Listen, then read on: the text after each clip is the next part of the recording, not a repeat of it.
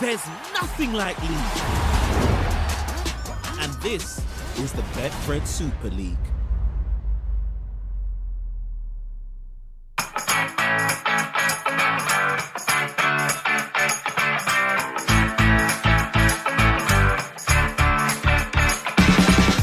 No!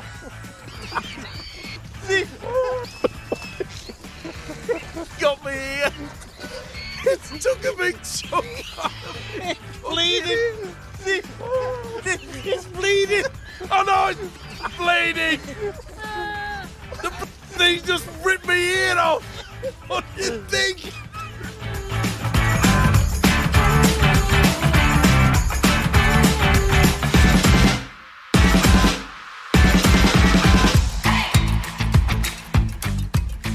Hello, everyone, and thank you for joining us for a special edition of Eddie and Stevo, the podcast.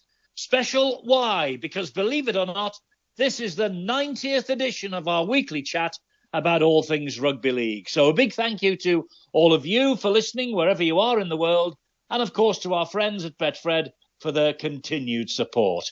Who would have thought it, Stevo? Our 90th podcast just shows you we can talk for Britain and indeed for Australia, where you are right now. Yeah, listen, to all these people that are listening to our podcast, thank you very much. It's not only do we enjoy rugby league, but we enjoy doing the podcast, mainly due to the fact that Eddie and I, we are still involved in the greatest game of all. You can't beat that.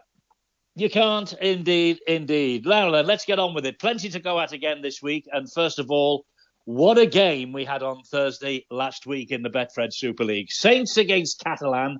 In a season of great games, Stevo, I think this was the best. Brutal, skillful, exciting from start to finish. And the Catalans won 14-12, their first win at St. Helens in 7 years. Yeah, they're the business, aren't they now? The French side really are piling on the pressure. They have to be favourites now. Not only just top the table, but to go and win this year's premiership.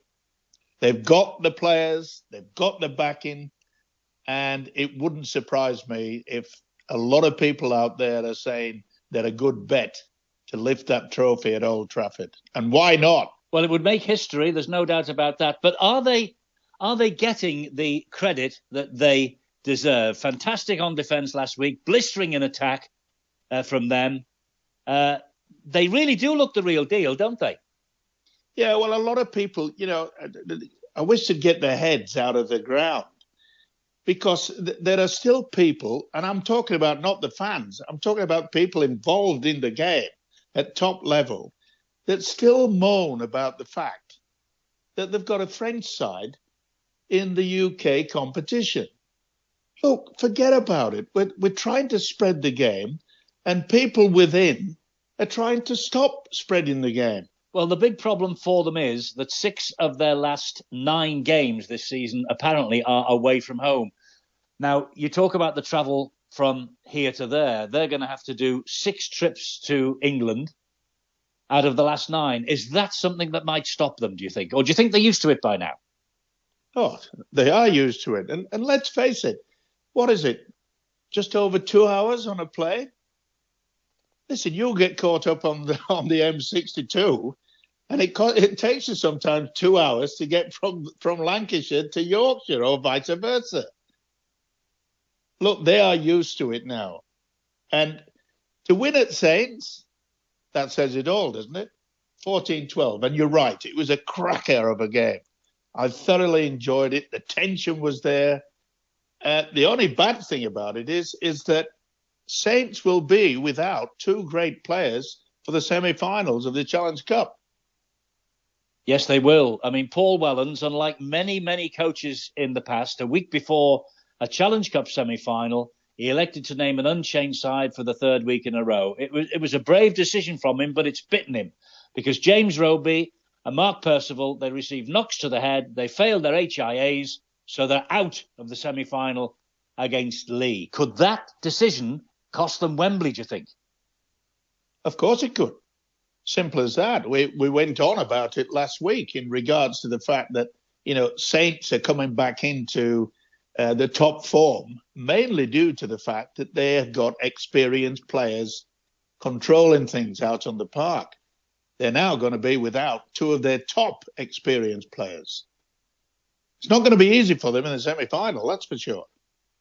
It isn't, because Lee are coming into the semi in great form. It was a close run thing against Salford, but they won again for the 12th time in the last 13 games, and they had to come from behind to win it. Ben Reynolds was the star of the show, sealing the game late on with a penalty. Great win for them. It has been as well, and I just cannot believe the success story. And it wouldn't surprise me if they go on and beat St. Helens in that semi-final, especially without the two experienced players. It could happen. Stranger things have happened. And I looked at the crowd at Salford, and the away end for the Lee supporters absolutely packed.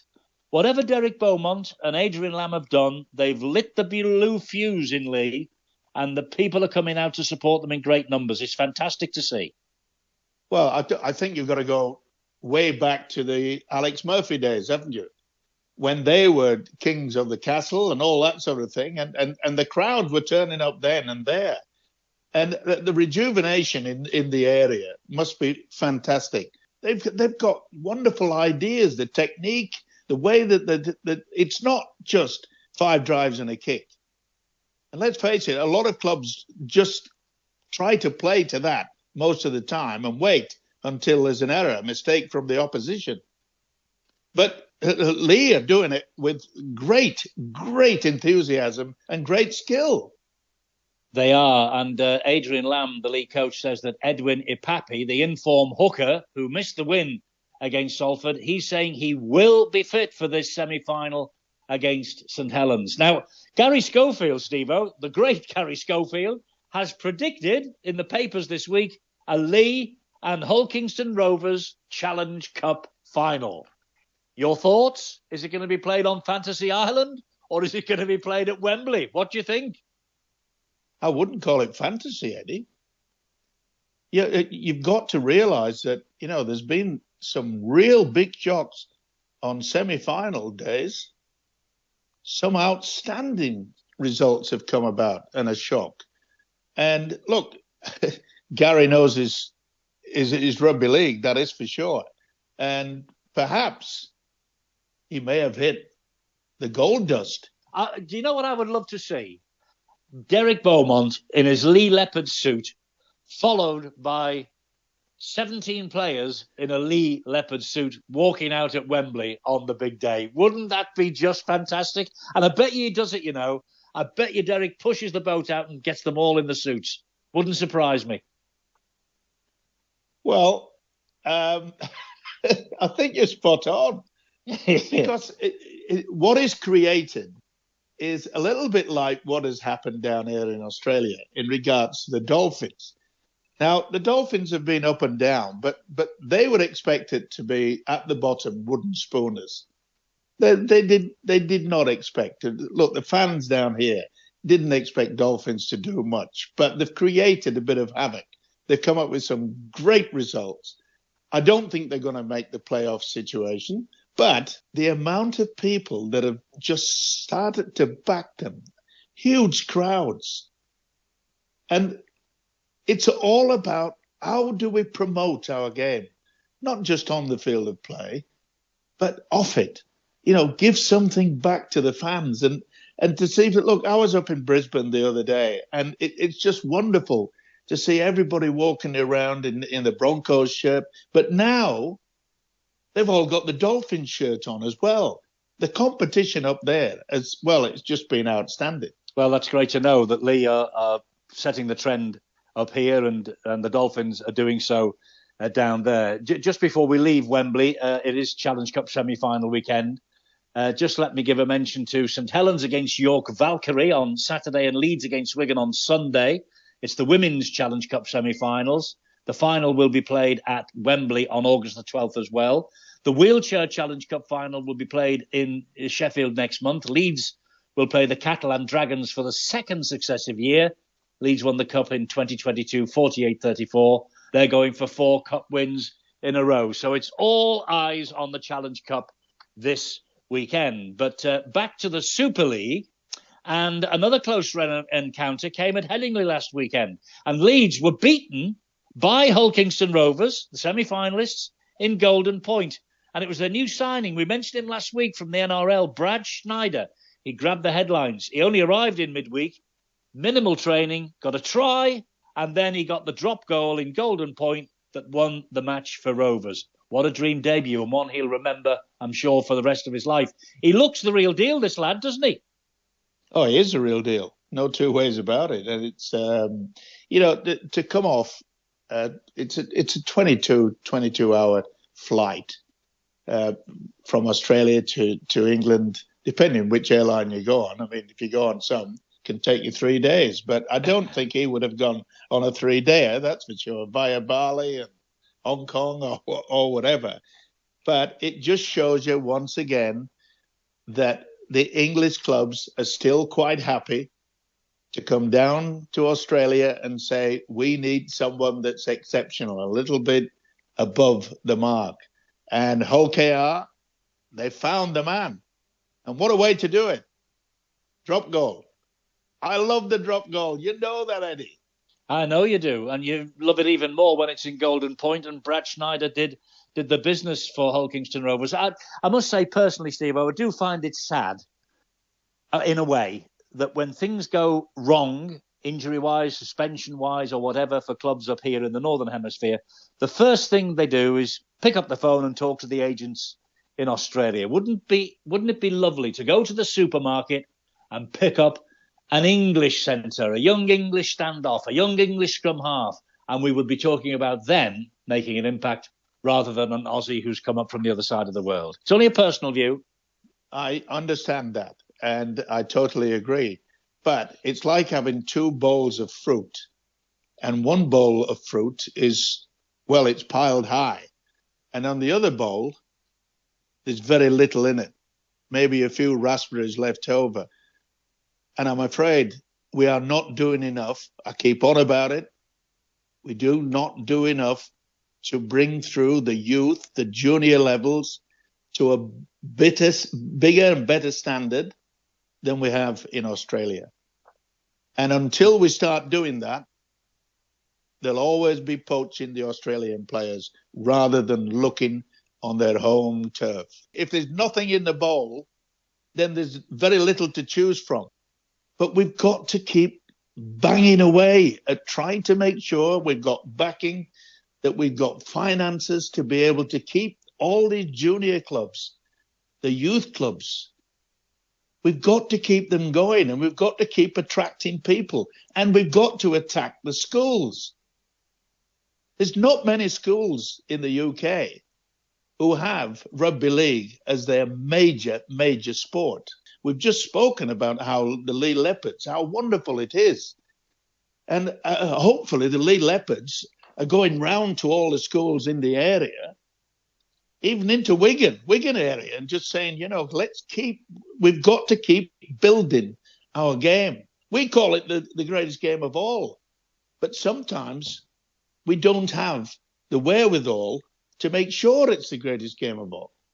No, that's true. But there is one young man who's come through the system, James Batchelor, and he has been contracted to stay at Hull Kingston Rovers until the end of 2026. So there are stars there, and the clubs are doing their best to keep hold of them. Warrington's misery, though, Stevo, it continues, I'm afraid. They lost again at Wigan, but they did put up a fight again.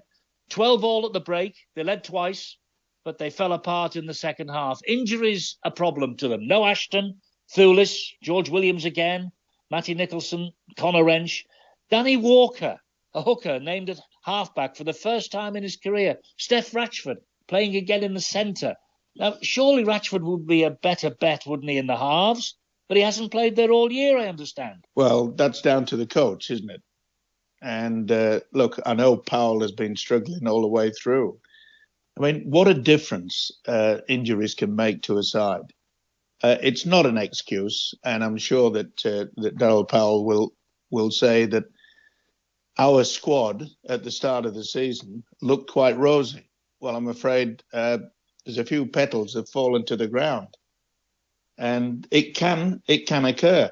The one thing that lifted me was the fact that Warrington on this occasion, especially in the first half, they looked the business. They looked as getting themselves sorted out. But there was one point, well, a couple of points actually, and I'm beginning to wonder and worry about the standard of our referees. At this point in time, both here in Australia and in the UK, I think it's a poor standard.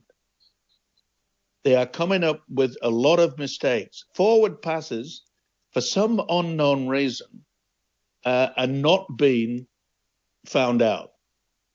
A couple of occasions down here in Australia, one where it was so obvious to everybody in the crowd, and yet the touch judges didn't imply to the official that it was a forward pass. I mean, one was so ludicrous that you had to laugh, but you can't laugh because it made sure that the team lost the game through a forward pass. And there was a couple in the Wigan-Warrington sort of situation.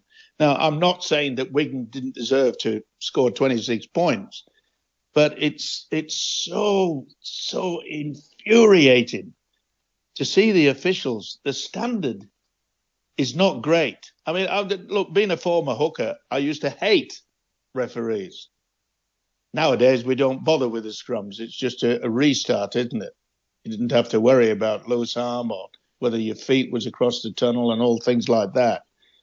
But that's taken away the problems of when the referees were giving penalties when we had a scrum down. So therefore, they should have more attention to open play. And I'm afraid they don't. And the touch judges are not helping. No, there have been a few dodgy, let me put it no stronger than dodgy? that. A few dodgy decisions. But Wigan, they look formidable still, don't they? Warrington, they need surgery and quickly. Now, look, George Williams supposed to be coming back at the end of this little Challenge Cup break that they've got. Will he be the difference, Steve? I will keep going on about this. One man doesn't make a team, surely. And he'll be under enormous pressure, George Williams, because everyone's talking about him. Oh, we'll get George back and everything will be fitted up and all be sorted out again. Why not? One man makes a team. A lot of people keep saying this. I don't know where this came from. Oh, one man doesn't make a team. But when you've got a world-class player, I mean, he has been, at the start of this season, Eddie, he's been outstanding. He was outstanding when he was playing for England. He really is the top of the tree as far as I'm concerned. And to lose a quality player like that, obviously, is affecting Warrington. No, I understand where you're coming from, but George Williams, honest Todd, Stevo, if he's playing behind a pack that's going backwards, he's not going to wave the magic wand and win the match for them. But he's got the ability to do that. Okay. I'll put it this way. If you haven't got the power up front, yes, it's going to be difficult. But I can remember the days when Alex Murphy, sometimes they'd said, Murphy's only good when he has a big pack. And they had a big pack at St. Helens. And then when he went to Lee. But what he did at Lee was marvellous, unbelievable. Would you honestly say that, one man didn't make Lee and one man didn't make St. Helens? He did a damn good job. And you do get players like that. You don't get many coming through like Alex Murphy. This guy can change a game. Not only can he change the game, but he can lift the morale of the side. And I do not go along with all this, one man doesn't make a team. One man can make a team. The difference. Okay, let's wait and see. Huddersfield. Do you want to have a bet? A bet? No, I'm not a betting man. I know you are. Get your hand in your pocket and get it. You still got a little piggy bank, haven't you? I have. You're right, and it's got a big key on it that's hidden. Look, Huddersfield burst Wakefield's bubble with a big win last week against Trinity. 2 in a row now for the Giants after their win in Perpignan last week. So they look as though they're heading towards safety, maybe fancying the chances of even better things. 6 points clear of Castleford, 8 clear of Wakefield at the bottom. Castleford still struggling to find some form, beaten 36-18 at Hull. And not too far away, Stevo, and it's coming on the TV as well. Sky have picked it. Wakefield Castleford, early next month. What a crunch game. We mentioned it last week. That could be the relegation decider. Spot on. It could come down to points difference as well. So both sides, Castleford, Wakefield, even though they may be losing, they lost 36-18 to Hull. But those 18 points that they've scored could very well be the difference. Whereas Huddersfield piled on 34-6 against Wakefield. So I'm sure that Castleford are not only trying their damnedest to pick up the 2 points for a win, but they're also saying to them, look, we may be losing, but we've got to keep going right to the end, because points difference could very well be the decider as to who goes down. Indeed so. Well, it all takes a break this week because it is Challenge Cup semi-final weekend. But at the moment, Catalan are top, Lee a second, Wigan a third, Saints a fourth, Warrington fifth, and Hull KR sixth. That's the way the playoff places look at the moment. So it is the semi-final this weekend. Lee Saints Saturday. Saints with those 2 big injuries to cope with. Can Lee make it? And then Wigan against Hull KR on Sunday. It does look to me all set for a Wigan Saints final. But Gary Schofield's not written the Leopards or the Robins out of it. What's your prediction? Come on. Who do you think is going to get to Wembley? I am going to predict that Wigan will get there. And I'm also going for the Leopards. Wow. Wigan and Lee. I tell you what, whoever's in the borough of Lee on August the 12th, last man in the towns, switch off the lights. You know, if Wigan do get there, it would be a fitting end to the reign for the Wigan chairman and owner, Ian Lenigan. He's announced that he's stepping down at the end of the year. He's been at Wigan for 16 years, having purchased the club from Dave Whelan. Mike Danson, Stevo, will become the 100% owner of the club from December onwards. Mike Danson is also owner of the Wigan Athletic football team. He also owns the stadium. Chris Brooks, our old mate, will be the chairman after 40 years in the NHS as a doctor. I just wonder, you know, one man controlling football and rugby league and the stadium. Should Wigan Warriors supporters be worried? Or do you think that Mr. Danson, he's talking the talk at the moment and he's walking the walk? But I wonder if Wigan Athletic suddenly head up back to the Premier League, will they take all the spotlight again away from the Warriors? Well, he obviously likes rugby league. There's Mr. Danson. He owns the ground. So therefore, all Wigan fans should be cheering. Never mind worrying about whether, you know, Wigan Athletic get to the top table. He'll be quite happy, especially with the fact that he owns the ground as well. It's all about getting together. And we've seen over the past couple of years that if you don't have one man or 2 men, or maybe even 3 men, that are quite happy to throw in their millions to keep the club alive. It's happened in football. It happens all the time now, especially in the top league. And I'd like to see every single rugby league team have someone that will come in and say, right, your future is fine for the rest of your life. But will it be for the rest of your life? You've sort of erred on that slightly. Well, I'm just raising a couple of doubts because I've heard 1 or 2 Wigan supporters saying that just lately. Oh, you know, there's a guy here who is in charge of both.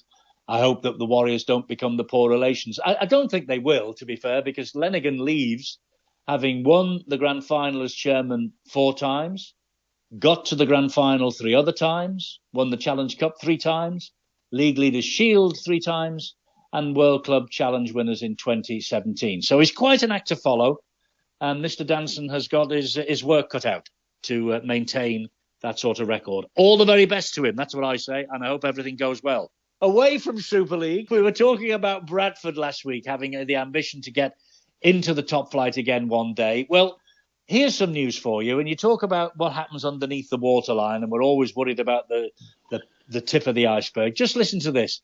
The club have created history in the past week. They've got 9 teams representing the name of the Bradford Bulls at all levels, including reserves, academy, scholarship, wheelchair, physical disability, learning disability, women's under 19s, a remarkable achievement, and seven of their teams played this past week as well. So yet more history for this famous old club. Wouldn't it be lovely to see them back in the Super League again? And I think they will be back in the Super League very, very soon, especially the way that IMG are creating the future of our game, because it's not about the results on the park. There's more importance off the field of play. And what you've just mentioned indicates to me that why on earth would you stop the Bradford Bulls going back to the top league? They need them. I mean, there was so many thousand went up to Whitehaven. They've got great support. And, IMG made it quite clear. It's all about off the field, the preparation, the backing, the junior development, and they're doing it right. It's a spreading it out. They all want to work hard. And I would love to see the Bulls back in Super League. Sooner the better. They have great support. They've got great belief. A lot of other clubs have just gone to the wall because of the fact that they're not in the top echelon. But it's sad to see that Whitehaven could actually fold. They've got about 7,500, haven't they, Eddie, out of the one at 10,000, was it? Well, I was just going to come on to this. You mentioned the fact that the Bulls were at Whitehaven last weekend. News that, and we're often bemoaning the fact that Cumbria hasn't got a team in Super League. Well, one of their brethren, Whitehaven, they are fighting for their very existence. The players are behind on pay. They're not getting anything at the moment. Some of them have walked out.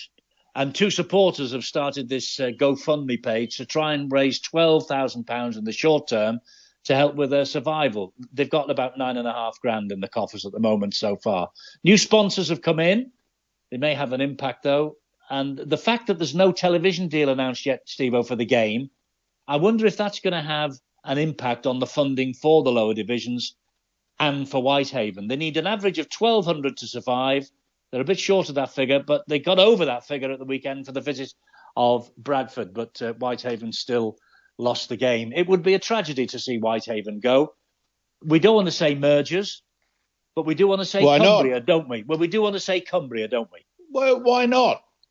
I am mentioning mergers. I've been saying it for years. Look, they've produced so many wonderful players up in Cumbria.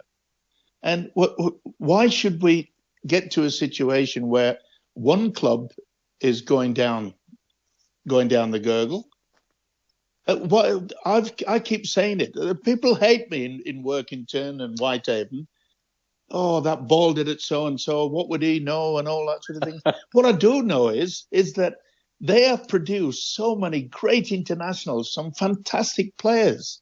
And if they just put their heads together instead of knocking them against each other and just say, let us form Cumbria. What a great opportunity they can do that. We keep mentioning this IMG. It's not a matter of just what's on the field of play. It's what's going on off the field of play. Where would they play? Where would Cumbria play? Well, hopefully they can get to a point where they can build a brand new stand, or at least, bring one of them up to scratch that would be quite happy to play in Super League. But if they want to see top class rugby league in Cumbria, there's only one way they're going to get it. And that's to just put their heads together for the first time and just say, come on, could you imagine the amount of people that would go to Wembley or that go to Old Trafford if the Cumbria, whatever you want to call them, Cavaliers, went to the grand final or went to the Challenge Cup final? They'd sell it out straight away because they'd just MAD over rugby league up there. But it's time to just say, things are changing. And what a great opportunity. It's not a matter of getting into Super League now with what is playing on the field of play. It's a matter of what's off the field of play. And it's quite obvious. You don't need glasses to see what's happening. If poor Whitehaven go, the trouble is, if Whitehaven go, all the people in Workington will be clapping their hands. We don't want that. Well, that's the trouble, isn't it? And that's the reason why probably a Cumbrian merger will never, ever happen. Well, if Whitehaven go, then that just leaves you with one team. So forget about the merger. And I'm sure Whitehaven fans won't go and see Workington and vice versa because Whitehaven's gone. But they will go and see Cumbria. And why not? It's a dream. It is a dream. It is a dream. Let's hope it comes to reality, eh? Well, look, another week and yet more conjecture on the new broadcast deal for Super League that is yet to be signed. TNT, Stevo. They've renamed the brand of BT Sport moving forward. Apparently, they are in the hunt for the television rights, along with DAZN, who we've talked about previously, and, of course, Sky. Super League, now this is the crux for me. They have been quoted as being disappointed with Sky's current offer, believed to be a bit below the current reported £25 million a year. So now BT or TNT are in the frame. The fact that the game has said publicly, it's never happened before, to my knowledge, the fact that they've said publicly we're disappointed with Sky's offer, I've got a horrible feeling, Stevo, that the boys at Sky might be on the outer. Well, you could be spot on, Eddie. Let's hope that that is not the case. But have Super League been walking the tightrope to such an extent that maybe, with all this mention about these other companies coming involved and they're going to do this and they're going to do that, were they trying to frighten Sky into lifting their offer? We'll obviously have to wait and see, but BT very much in the frame. They've already got a portfolio that includes the Champions League, the Premier League, and Top Flight Rugby Union. They're reported to be very keen to land Rugby League so that they've got both the codes on board. And here's one for you, Steve. A rumour that's reached me, maybe a rugby channel covering both league and union. They are suddenly a real threat to Sky's deal. It stretches back over 30 years, as we well know. But I think we're right in saying highest bidder wins as far as this is concerned. Well, it appears that way because, as you've mentioned, to actually come out publicly and saying we're disappointed in Sky's offer. They didn't come out publicly when Sky were backing them because of the pandemic until it was a little bit later saying, isn't that great that Sky are still backing us? I think they've taken a gamble, but that's only my opinion. And if it does go to another, well, fair enough. But will that be enough money to keep our game alive? And let's face it, look, TV revenue is the only reason why we can still keep going. I mean, when you look at the difference in revenue down under, I mean, they're so million miles ahead. I can't believe that they have come out with a statement saying, I'm sorry, Sky, but that we're disappointed with your offer. I can remember years ago, Eddie, when you and I were working at Sky, Scottish football came down. I remember they came down to Sky and said, we're very disappointed with your offer. And the man in charge said, well, there's the door, gentlemen. The taxis are waiting to take you back to the airport. See you later. They didn't even get a contract. I know. It's risky business. Now, it always is. Television deals, the sports governing bodies and TV companies, it's always risky business. And it's like a game of poker. Whoever holds their nerve the most, they come out on top. Yeah, but if you're playing poker, Eddie, you don't show what you've got on your cards. And Super League have done that. They've said, we're not happy with the offer. We want to go higher. When you're playing poker, you keep stum. You say nothing. what I've got, I'll be the winner. Well, I must say, we mentioned it the other week, from a personal point of view, it would be the end of an era, obviously, if Sky lost the rugby league, and I'd be mortified. But hey, there you go. The man with the most money will come out on top. And you mentioned the television revenue in Australia. And just to finish off this week, let's talk Australia. West Tigers in a right mess at the foot of the table. Things getting worse and worse there. And State of Origin, Stevo, it's all over now. You were tipping this time last week that perhaps Brad Fittler would be getting the bullet if New South Wales didn't win. Well, is he still in the job after the victory 24-10 against Queensland last week? Nobody knows. Nobody has said anything. There's not a meeting until next week in regards to selecting, if they are going to get a new coach. It isn't as though he hasn't been successful. He's finished up losing 3 and winning 3. So he knows what it's all about. The interesting thing about it is that in the coach's box in the New South Wales camp was the Penrith coach, Ivan Cleary. Now, he's already played down his surprise appearance there. Is a very good friend of Brad Fittler, and Fittler, rightly so, has every right to do this. He brought him into the box, and I have a funny feeling that he not only brought him into the box just for the game, I think that he's been asking Ivan Cleary for help. And Cleary's come out and said, look, I have no interest in auditioning for the Blues coaching job. It's just that Fittler was under pressure. He asked me, could he come down and sit in the box, etc., and so forth. Fittler made it quite clear. He said, look, I asked him a few questions and he gave me some very good answers. And it worked. Simple as that. Now, we know what the media is like. We're part of it. And the rumours are going round now, ridiculous rumours, I might add, is that that Billy Slater, told Queensland not to win because he's a long-standing mate of Brad Fittler. Oh, you're joking. Can you listen? This is Australian media, Eddie. Quite a few former players have said, "Well, to me, it stinks." I don't think that Queensland really put themselves out and all this sort of thing. This is what the media can do. And on top of that, they've asked Fittler, is he handling the pressure?